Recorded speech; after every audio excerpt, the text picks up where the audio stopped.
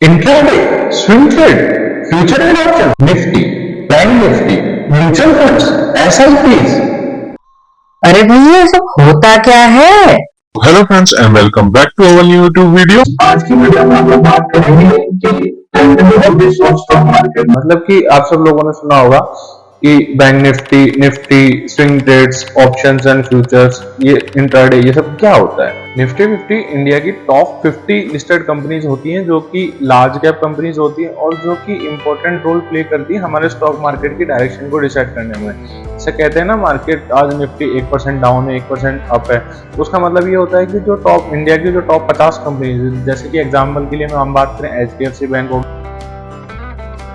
और axis banks वगैरह, ये जो कुछ बैंक्स होते हैं, बड़ी बड़ी कंपनीज होती हैं, ये सब निफ्टी की टॉप 50 कंपनीज में लिस्टेड होती हैं और ये सब डिसाइड करती हैं स्टॉक मार्केट की निफ्टी 50 इंडेक्स को।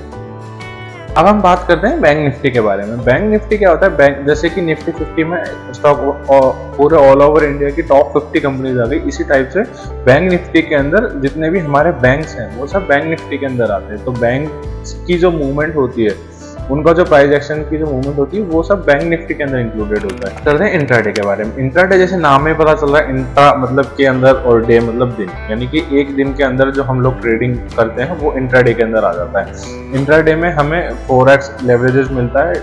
अलग अलग डीमेट अकाउंट जो भी कंपनीज होती है, जैसे वन स्टॉक्स वगैरह जो कंपनीज होती हैं, वो हमें लेवरेज देती है।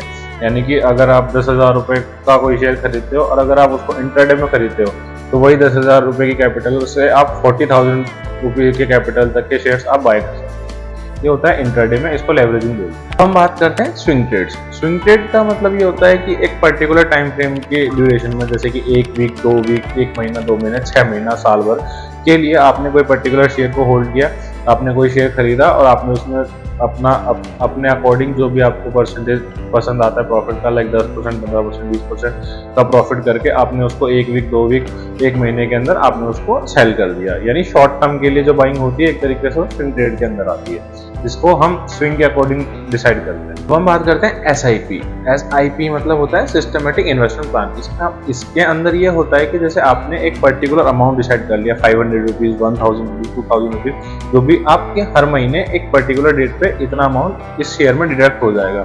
SIP आप म्यूचुअल फंड्स में भी कर सकते हो, SIP आप पर्टिकुलर एक स्टॉक में भी कर सकते हो।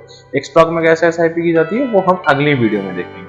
इसके ऊपर पूरी डिटेल में वीडियो बनाई जाएगी। और वैसे कहा जाता है कि जितना जल्दी आप SIP स्टार्ट करते हो, उतना जल्दी और उतना ही ज्यादा पैसा आप स्टॉक मार्केट से बना पाते हो।